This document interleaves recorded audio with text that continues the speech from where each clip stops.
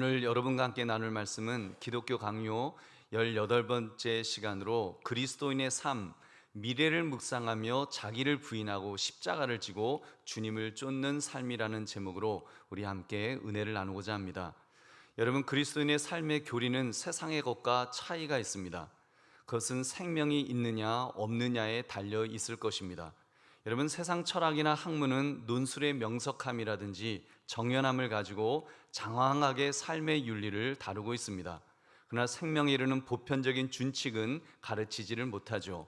여러분, 왜냐하면 하나님의 법에만 우리 안에서 하나님의 형상을 회복시키시는 그런 신기함이 들어있기 때문입니다. 중생의 목표는 이 신기함으로 성도들의 삶이 하나님의 의와 조화와 일치를 이루도록 그렇게 하는 데 있습니다. 그렇습니다. 여러분, 참 성도는 유창한 말이라든지 헛된 사색에 사로잡혀서 궤변을 일삼는 그런 사람들이 아닙니다. 여러분, 욕망에 젖어 썩은 옛사람의 삶을 사는 그런 모습도 아니죠. 믿음의 사람은 그리스도를 선생님으로 삼아서, 여러분, 제자로서, 우리는 예수님을 우리의 스승으로 삼아서 우리는 그분의 제자가 되어서 그렇게 마땅하게 제자로서의 삶을 살아가야 되는 줄로 믿습니다. 여러분, 따라서 그 삶이 성경의 가르침, 즉 교리에 부합되어야 됩니다. 이런 점에서 우리의 구원은 교리로부터 출발한다고 말해도 과언이 아닐 것입니다. 그러므로 이 시간 그리스도인의 삶, 미래를 묵상하며 자기를 부인하고 십자가를 지고 주님을 쫓는 삶이란 제목을 가지고 나의 모습을 돌아보시는 이 시간 되시기를 주님의 이름으로 축원합니다. 우리 오늘 본문 마태복음 16장 24절 우리 다시 한번 같이 읽겠습니다. 시작. 이에 예수께서 제자들에게 이르시되 누구든지 나를 따라오려거든 자기를 부인하고 자기 십자가를 지고 나를 따를 것이니라. 아멘. 여러분, 우리 주님의 말씀입니다. 여러분, 그렇게 볼 때 그리스도인의 제일 큰 덕목이라고 한다면 이 첫 번째로 자기 부인, 자기를 부인하는 것이라고 해야 합니다. 자기를 부인하는 것. 여러분, 기독교 철학의 요체는 바로 자기 부인에 있습니다. 고린도서 6장 19절을 보니까 너희 몸은 너희가 하나님께로부터 받은 바 너희 가운데 계신 성령의 전인 줄을 알지 못하느냐. 너희는 너희 자신의 것이 아니라. 아멘. 여러분, 사람들은 내 몸을 내 것이라고 생각하죠. 나의 것이라고, 내 인생은 내 것이라고 생각하고, 심지어 어떤 부모는 자기 자녀도 내가 배 아파서 낳았으니까 내 씨로 태어났으니까 내 것이다, 자녀조차도 나의 것이라고 생각합니다. 근데 성경은 말씀하는 거예요. 너희는 너희 자신의 것이 아니라, 이 말씀, 자기 자신을 부인해야 된다고. 신앙생활의 첫 번째는 나를 부인해야 된다는 것을 말씀하고 있습니다. 그래서 칼빈은 말했습니다. 우리는 우리 자신의 것이 아니다. 그러므로 우리의 이성이나 의지가 우리의 계획과 행위를 좌우하지 않게 해야 한다. 또 우리는 우리 자신의 것이 아니다. 그러므로 우리의 육신을 쫓아 우리에게 유익한 것을 목표로 삼지 말아야 된다. 우리는 우리 자신의 것이 아니다. 그러므로 할 수 있는 대로 우리 자신과 우리 자신에 속한 모든 것을 내려놓아야 된다. 여러분, 이렇게 자기를 부인했다면, 여러분, 그럼 우리가 그렇게 자기를 부인하고 나를 내려놓고 그러다 보면 그럼 나는 누구일까요? 여러분, 자기를 부인하면 그럼 나는 누구일까요? 불교나 다른 종교에서도 자기 부정을 하죠. 근데 자기 부정을 통해서 나는 누구일까에 대해서 좀 명확한 답을 주지를 않습니다. 그러니까 불교에서는 보면 좀 뜬구름 잡는 것 같은 그런 깨달음, 그러다 보니까 이렇게 좀 뭔가 정말 내가 누구지? 각자 다 달라요. 깨달음이 다 다르니까 스님들이 하시는 말씀도 다 달라요. 여러분, 그러나요? 여러분, 우리 기독교에서는 여러분, 하나님께서 우리에게 명확한 답을 주셨음에도 불구하고 우리 인간은 그 답을 찾지 못하고 엉뚱한 것에서, 하나님이 아닌 다른 것에서, 인간에게서 답을 찾으려 하기 때문인 것입니다. 여러분, 그렇다면 성경은 우리를 누구라고 말씀합니까? 우리 따라하시기 바랍니다. 우리는 하나님의 것이다. 믿으시면 아멘 합시다. 아멘. 여러분, 우리는 하나님의 것이에요. 정말 하나님의 것이다라고 하는 이 자의식, 이게 분명해야 됩니다.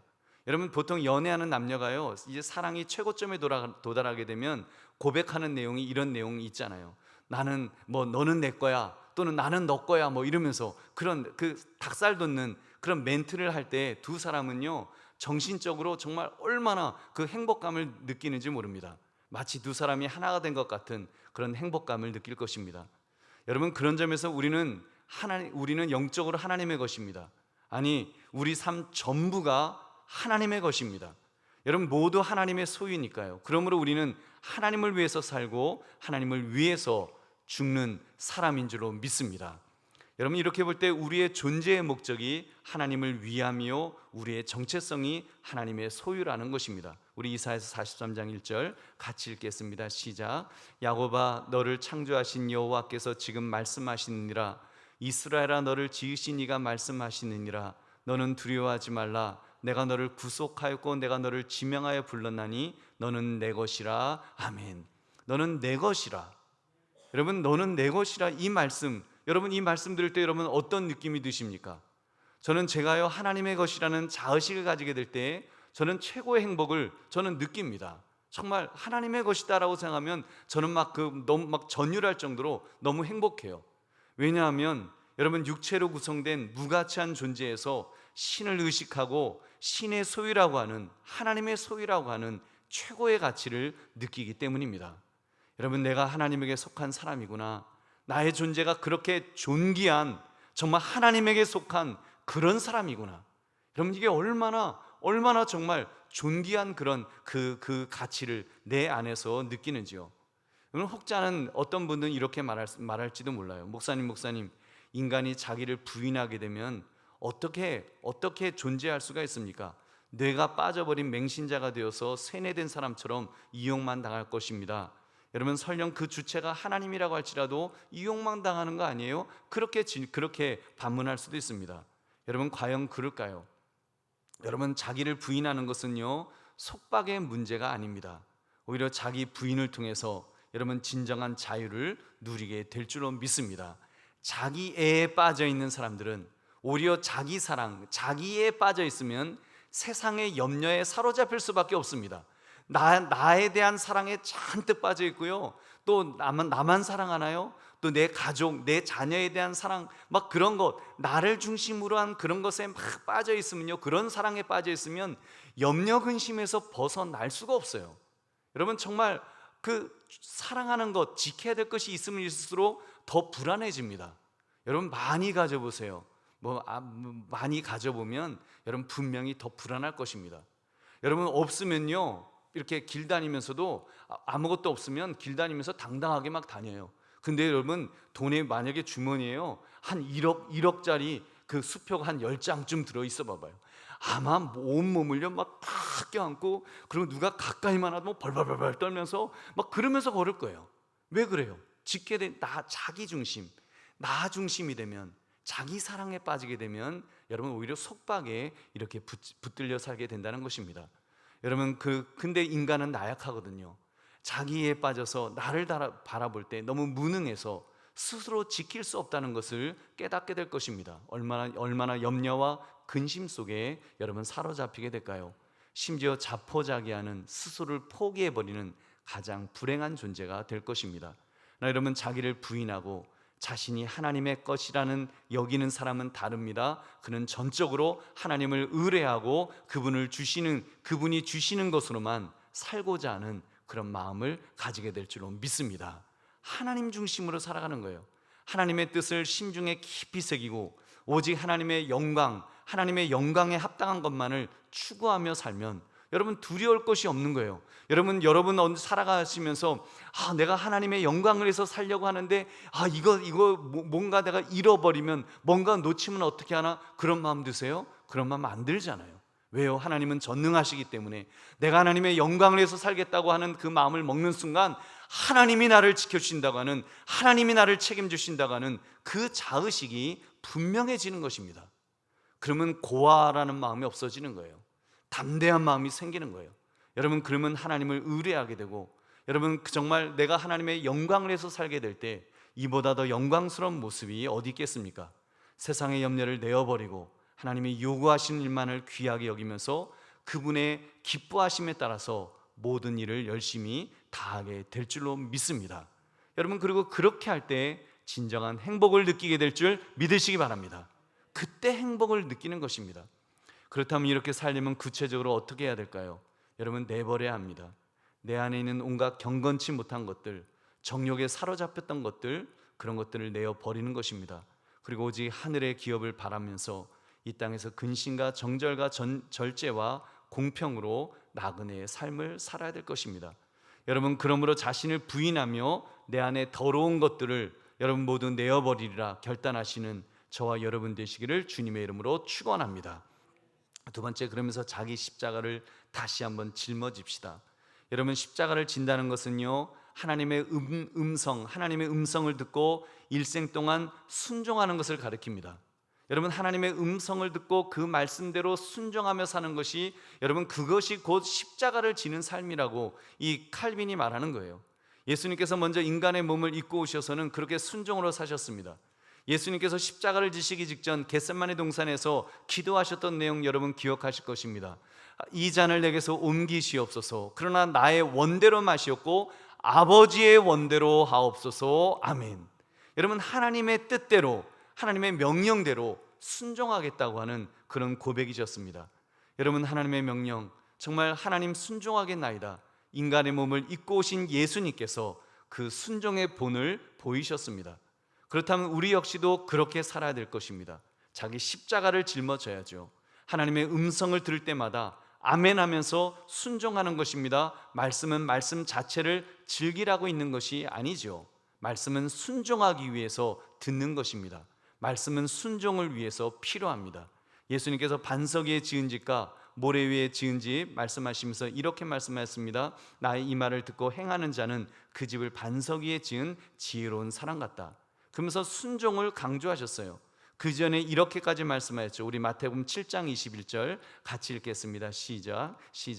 나더러 주여 주여 하는 자마다 다 천국에 들어갈 것이 아니요 다만 하늘에 계신 내 아버지의 뜻대로 행하는 자라야 들어가리라. 아멘. 여러분, 우리 주님께서 얼마나 이 순종에 대해서 강조하셨으면, 여러분, 마치 이 말씀만 보면 마치 구원이 순종으로 이루어지는 것 같죠. 근데 이거는 물론 이 말씀은 신학적으로 좀 더 조율이 필요할 것입니다. 여러분, 결국 믿음으로 우리는 구원을 얻지만, 여러분, 믿음의 결과, 믿음의 열매가 순종인 거예요. 여러분, 만약에 믿는다고 하면서 순종의 열매가 한 개도 열리지 않는다? 그러면 그 믿음이 죽은 믿음이냐 산 믿음이냐, 그 믿음의 진리를 점검해 보라는 것이 여러분 야고보 사도의 가르침입니다. 여러분, 그런 점에서 천국은 어떤 사람이 들어간다고요? 하나님의 음성을 듣고 그 음성에 순종하는 자, 행하는 자가 들어간다는 것입니다. 다시 말하면 자기 십자가를 지고 그리고 천국으로 가는 삶이 믿음 생활인 줄 여러분 믿으시기 바랍니다. 여러분, 십자가를 지는 삶이란 다른 말로 하면 그래서 고난을 두려워하지 않는 삶이라 할 것입니다. 자기를 부인하지 못하는 병, 자신에 대한 맹목적인 사랑은 피할 수 없는 그런 병이에요. 그러나 여러분, 고쳐야 될 우리 인간의 병입니다. 인간의 힘으로는, 나의 의지로는 못 고치지만 우리 하나님은 그 병을 고쳐주실 줄로 믿습니다. 무엇으로요? 고난으로 고쳐주시는 거예요. 고난은 오래 참음으로 연단을 이루는 약과 같다고 그랬습니다. 고난 중에 가장 큰 아픔은 하나님으로부터 받는 징계일 것입니다. 징계가 얼마나 아파요. 여러분, 그러나 그 징계가 아버지의 사랑이 온전히 머무는 자녀의 표라는 사실 여러분 아시지 않습니까? 우리 히브리서 12장 8절 읽겠습니다. 시작. 징계는 다 받는 것이거늘 너희에게 없으면 사생자요 친아들이 아니니라. 아멘. 여러분, 하나님께서 왜 징계를 하나님의 자녀에게 주신다고요? 미워서요? 멸망시키려고요? 여러분을 골탕 먹이려고요? 아니라는 거예요. 징계를 주시면 우리가 세상과 함께 정죄받지 않게 하려 하심이라. 우리를 구원하시기 위해서, 우리를 바로 세워주시기 위해서, 우리를 바로 믿음의 사람으로 바로 세워주시려고 징계를 주신다라고 말씀하고 있습니다. 고린도서 11장 32절 같이 읽겠습니다. 시작. 우리가 판단을 받는 것은 주께 징계를 받는 것이니 이는 우리로 세상과 함께 정죄함을 받지 않게 하려 하심이라. 아멘. 얼마나 귀한 말씀이죠. 그러므로 의를 위해 고난받는 것이, 심지어 하나님께서 우리를 바르게 하시기 위해 주시는 징계조차도 여러분 우리에게 특별한 여러분 위로가 될 줄, 소망이 될 줄 믿으시기 바랍니다. 그래서 여러분, 우리 너무 고난에 대해서, 너무 고생하는 것에 대해서 너무 염려하거나 그것 때문에 내 삶이 왜 이러냐, 우리 그러지 맙시다. 여러분, 우리 자꾸 자기 십자가를 지면서 나를 버리고 하는 그런 것들, 여러분 온갖 경건치 못한 것들과 정욕에 사로잡힌 것들을 내버리는 것, 여러분 그렇게 내 안을 자꾸 들여다보는 거예요. 그러면서 여러분 버릴 것을 버리고, 여러분 그게 내가 짊어져야 될 주님의 십자가가 무엇인지, 주님께서는 섬기라고 하셨으면 너희는 나처럼 섬기라고 말씀했으면 섬겨야죠. 주님께서 참으로 제자들의 발을 닦으시면서 너희도 섬기라 하시면 우리도 섬겨야죠. 근데 그동안 섬기지 못했던 나의 어떤 모습이 있으면 이제 고쳐야 되지 않겠습니까? 그리고 오히려 섬기는 것을 기뻐하고 즐거워하는 것이 우리의 모습인 줄로 믿습니다. 여러분 그런 점에서 정말 내 자신을 다시 한번 들여다봅시다. 여러분 내 안을 들여다보면 버려야 될 것들, 고쳐야 될 것들, 더러운 것들, 그런 것들이 얼마나 많은지 모릅니다. 가만 놓아두면, 방치해두면은요, 여러분 이번에 보니까 교회도 우리 관리집사님 없어서 이렇게 방치해둔 창고를 정리하다 보니까 버릴 것들로 가득 차 있는 것들을 발견했습니다. 여러분 버릴 것 천지예요. 곰팡이 쓸고 못 쓰게 돼요. 곁에 두었다가는 기관지에 문제가 생기고 오히려 우리의 건강을 해칠 그런 것들로 가득한 것을 이렇게 봅니다. 여러분 그러니 우리 마음은 그보다 훨씬 더 복잡한데 얼마나 더 버릴 것들이 가득히 있을까요? 여러분 어떻게 해야 되겠습니까? 그것들을 자꾸 정말 십자가를 진다고 하는 것은, 주의 말씀에 순종해서 산다는 것은, 여러분 어떤 의미에서는 그런 것들을 자기 십자가에 못 박는 그런 일을 해야 됩니다. 그래서 신앙생활을 가르쳐서 결단이다라고 말하는 이유는 여러분 바로 이런 이유가 아닐까요? 내 안에 죄악이 보이면, 내 안에 게으름이 보이면, 내 안에 나태함이 보이면 그것을 끄집어내서 십자가에 못 박아야죠. 여러분 그래서 저는 요즘 이렇게 우리 관리사님 없어서 우리 성도들 청소하고, 저는 제 자신이 참 이렇게 많이 회개를 해요. 어떤 회개를 하는가 하면, 전에는 이렇게 청소해 주시는 집사님이 계시니까 제가 굉장히 못된 마음을 가졌다는 걸 느껴요. 그게 뭔가 하면, 교회에 이렇게 휴지가 떨어져 있으면 화부터 나요. 무슨 화요? 왜 집사님 청소 안 하셨지? 이런 화부터 났어요. 근데 지금은 관리사님 안 계시니까 그걸 보면 이렇게 줍게 돼요. 여러분 그게 바른 마음이잖아요. 우리 그동안 여러분 어떻게 보면 관리사님 계셔서 우리 좀 그런 마음 없었는지요? 나태해졌던, 정말 섬겨야 되는 모습으로 살았어야 되는데 나태해졌던 우리의 모습이 있지 않았는가요? 여러분 그래서 요즘 관리사님 없어서 힘들다 그런 얘기도 합니다만, 여러분 오히려 즐깁시다. 저는 오히려 좀 즐기는 마음이 있어요. 감사해요. 이런 걸 통해서 또 우리가 섬김을 다시 한번 우리 자신들을 돌아볼 수 있는 이런 좋은 계기가 되는구나. 여러분 하나님은 모든 것을 합력하여 선을 이루게 하실 줄 믿으시기 바랍니다. 저는 하나님께서 모든 것을 합력하여 선을 이루신다고 믿습니다. 여러분 그러다 보면, 그렇게 자기를 십자가에 못 박고 그러다 보면 내 안에서 변화를 경험하게 될 것입니다. 더 이상 정욕에 사로잡힌 이기적인 내가 이제 아닐 것입니다. 이제는 하늘의 기업을 바라보면서 이 땅에서 근신과 정절과 절제와 공평으로 나그네의 삶을 사는, 그래서 정말 이제는 내가 나그네구나라는 것을 다시 한번 깨닫는 그런 모습이 생길 거예요. 여러분 인생은 나그네다, 이 진리 한 가지만 우리가 깨달아도 정말 자기를 부인하고 그 십자가를 지면서 인생은 나그네 길이구나, 마치 십자가를 여러분 그런 어떤 나그네가 배낭을 짊어지고 가는 것처럼, 여러분 내가 인생이 나그네다, 이 진리 한 가지만 깨달아져도 얼마나 우리가 달라질 수가 있을까요? 여러분 한번 생각해 보세요. 나그네는요 욕심 부리지 않습니다. 나그네는요 다 버려요. 다 줘요. 누가 정말 이만한 예를 들면 이거 몸에 좋은 거예요 하면서 만약에 뭐가 있을까요? 꿀단지 2개를 딱 줬어요. 그럼 여러분 나그네가 그 꿀단지 2개 들고 그리고 갈 것 같아요? 무거워서 못 가는 거예요. 그럼 꿀단지 있으면 받아서 고맙긴 한데 이거 어떻게 하지? 그러면 한두 숟갈 퍼먹고 자기 먹을 거 요만큼 조그만 그릇에 옮기고 나머지는 주는 거예요. 왜냐하면 그거 짊어지고 못 가거든요. 무거워서. 그거 오히려 고생이거든요. 다 이렇게 나그네는 이렇게 나누어 줍니다. 여러분 우리 그렇게 따질 때 여러분 자기 자신을 정리하고 여러분 깨끗하게 하는, 정말 우리 자신이, 우리 인생이 그런 나그네 길이라는 것을 생각할 때 자기를 비우게 될 것이고, 여러분 십자가를 지고 고난의 길을 가는 중에 변화가 일어날 줄로 믿습니다. 그래서 여러분 어제보다는 오늘보다는 내일이 나은 모습으로 우리가 이렇게 변화되어서 정말 그 오랜만에 만난 누구 지인이 아무개 정말 변했구나, 역시 교회 다니더니 아무개는 달라졌구나. 여러분, 그런 변화를, 그런 사람, 우리의 지인들이 우리를 볼 때마다 그 변화가 1년 후에 만났을 때, 또 1년 후에 만났을 때 그 변화를 여러분 느낄 수 있어야 될 줄로 믿습니다. 여러분, 어떤 모습으로요? 섬기는 모습으로 그렇게 변화될 것입니다. 성도는 하나님이 택하사 거룩하고 사랑받는 자처럼 겸손히 자신을 낮추고 남을 낮게 여기면서 섬기는 삶을 사는 사람입니다. 우리 고린도전서 4장 7절 같이 읽겠습니다. 시작. 누가 너를 남달리 구별하느냐? 내게 있는 것 중에 받지 아니한 것이 무엇이냐? 내가 받았은즉 어찌하여 받지 아니한 것 같이 자랑하느냐? 아멘. 여러분, 우리가 섬겨야 되는 이유는, 여러분, 내가 가진 것이 있어요.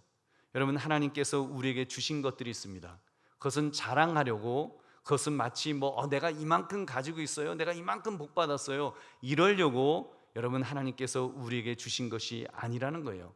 내 것은 아무것도 없다라고, 그리고 모두 하나님이 은혜를 주셨기 때문에 나는 거저받은 것입니다. 그렇다면 당연히 나누어야 한다는 것입니다. 당연히 거저받았으니 거저 주어라. 여러분, 더구나 나그네이니까 당연히 더 정리하겠죠. 그렇게 할 때 형제를 사랑하고 우애하며 존경하는 자가 될 것입니다. 여러분, 이렇게 정말 우리의 삶에 그런 변화가 일어나기를 주님의 이름으로 축원합니다. 여러분, 자기를 부인하고 다 버리면, 자기 십자가를 지며 주님을 쫓아가면, 그리고 나면 우리에게 남는 것이 뭐가 있을까요?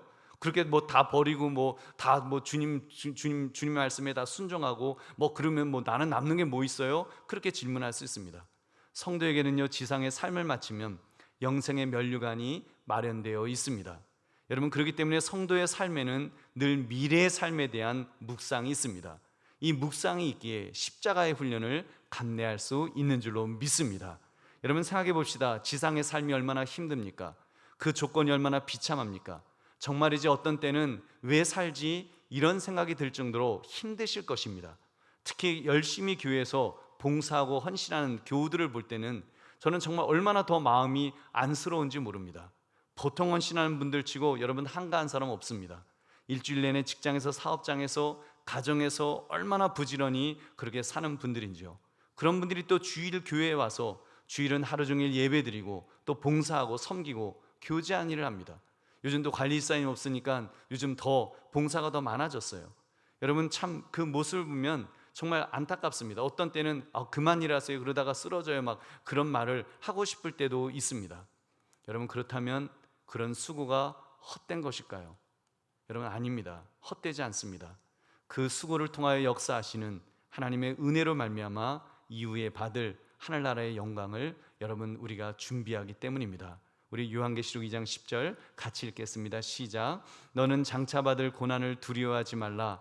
볼지어다 마귀가 장차 너희 가운데서 몇 사람을 옥에 던져 시험을 받게 하리니 너희가 10일 동안 환난을 받으리라. 내가 죽도록 충성하라. 그리하면 내가 생명의 관을 내게 주리라. 아멘. 여러분, 생명의 면류관을 우리 예수 그리스도께서 우리에게 주시겠다라고 약속하십니다. 여러분께서 제가 이렇게 하늘에서 받을 상급이 많고 큰 것을 알기 때문에 사실 여러분들이 수고하시거나 그럴 때 이렇게 칭찬하는 것이 그렇게 이렇게 편안하지가 않아요. 사실 물론 수고하십니다라는 말은 하죠. 그렇지만 여러분들한테 아무개가 이만큼 수고했어요 이런 말 제가 하는 거 한번 들어보셨어요? 어쩌다가 제가 정신이 약간 나가서 할 때도 있지만 보통은 잘 안 해요. 정신 차리고 있을 때는 안 해요. 왜냐하면 여러분, 왜 그런지 아십니까? 그 수고의 상급은 사실 하나님으로부터 받을 것이기 때문입니다. 여러분, 하나님으로부터 받을 거예요. 엄밀히 말하면 그분의 수고가 하나님을 향한 수고인데, 여러분, 신부름꾼인 목사인 제가 입에 발리게 칭찬해 버린다면 그 수고가 헛되질 수도 있지 않겠습니까? 그런 점에서 여러분이 혹시 섬기시다가 아무도 알아주지 않으시면 여러분 오히려 기뻐하시기 바랍니다. 여러분의 수고 전부가 온전히 하나님께 올려질 줄 믿습니다. 여러분, 그럼 우리의 모든 수고가 저 세상 천국에서만 유익이 있을까요? 여러분, 성경은요, 이 땅에서도 유익이 있다고 말해요. 하나님 우리가 받을 영원한 영광의 기업을 주시기 전에 지상의 삶 가운데서도 하나님의 사랑을 느낄 수 있도록, 아버지의 사랑을 느낄 수 있도록 경험하게 하신다는 것입니다. 그래서 현세의 삶에도 하나님이 주시는 귀한 그런 은혜를 체험하게 된다는 것입니다. 이렇게 정리해 볼 수 있습니다. 지상의 삶이 중요합니다만 그것은 천상의 삶에 비할 바가 못 됩니다. 천상이 우리의 고향이라면 지상은 단지 타향이 아니겠습니까? 세상의 삶이 죽음으로 끝이 난다면 천상의 복지에 비해서 지상은 무덤이 아니고 무엇이겠습니까? 이후에 우리가 육신에 놓여서 완전한 자유를 누리게 된다면 육신의 삶이 감옥에 갇힌 것 같은 삶이 아니고 무엇이겠습니까? 여러분, 그 정도로요, 우리 나중에 우리가 받을 상급이 크다는 거예요. 여러분, 이 땅에서의 삶에 좀 우리가 수고하고 우리가 좀 힘들고 때로는 속상하고 하는 그런 시간들이 사실은 어떻게 보면 여러분, 그 모든 것들은 과정에 불과하다는 거예요. 마지막에는 여러분, 영광의 시간이 우리를 기다리고 있는 줄로 믿습니다. 우리 그것 때문에 신앙생활 하는 것 아닙니까? 우리 천국 바라보면서 사실은 신앙생활 하는 것이죠. 물론 여러분, 우리 정말 우리가 그 천국을 바라볼 때 정말 하나님께서 나를 사랑하셔서 그렇게 아름다운 영생의 삶을 예비해 놓으신 것에 우리가 기뻐하며 감사하며 우리가 그렇게 살아가는 사람들인 줄로 믿습니다. 그러니까 우리가 삶은 좋고 죽음은 더 좋고라고 우리가 고백할 수 있는 것이 아니겠습니까? 여러분, 저는 우리 모두가 죽음에 대해서 이런 이해를 하면서 살았으면 좋겠습니다. 죽음하면 그냥 무서워서 벌벌 떠는 것이 아니라 죽음하면 오히려 옛사람을 벗어버리는 것으로, 그리고 무엇보다도 하늘로부터 오는 우리 처소 곧 천국으로 덧입혀지는 신비한 은혜임을 우리가 깨달아야 될 것입니다. 죽음은 마치 도살당할 양과 같이 보일지 모르지만 실제로는 우리의 눈물을 씻겨주심으로 우리의 고난을 기쁨으로 바꾸시는 순간이 될 줄로 믿습니다.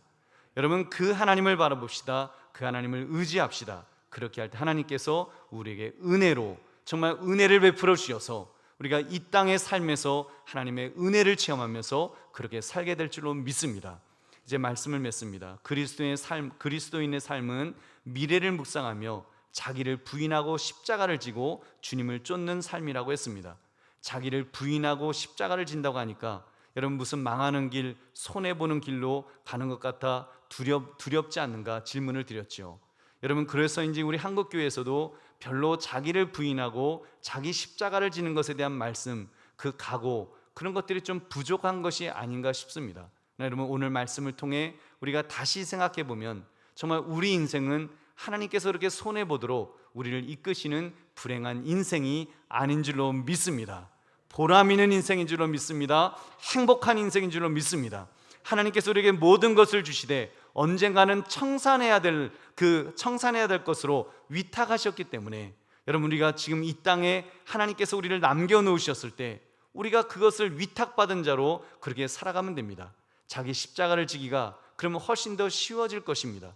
우리 모두는 자기의 십자가를 지고 가는데 여러분, 우리가 그렇게 정말 쉼없이 달려가는 속에 우리가 십자가를 지면서 정말 하나님을 위해서 내가 어떻게 살아갈까요? 오늘 하루도 내가 어떤 모습으로 살아갈까요? 하면서 정말 나를 부인하고 자기 십자가를 지고 주님을 쫓는 마음으로 살아가면 주님께서 우리에게 은혜를 베풀어 주실 것입니다. 하나님은 샘을 하실 것입니다. 상급을 예비해 주실 것입니다. 우리가 그렇게 하루하루를 나그네 인생처럼 비울 것을 비우고 나눌 것을 나누어 주며 자기를 부인하고 자기 십자가를 지며 주님을 따를 때 주님께서 갚아 주십니다. 생명의 면류관으로 씌워 주실 것입니다. 설령 이러한 삶이 너무 낮고 천해 보여도, 당장은 섬기는 삶이니까 너무 낮고 천해 보일지라도 여러분, 그것 때문에 혹시라도 낙심하지 마시고 왜 나 혼자만 이렇게 그러지 마시고 여러분, 정말 하나님 앞에서 반짝반짝 빛나게 될, 정말 반짝반짝 빛날 그 모습을 기대하시면서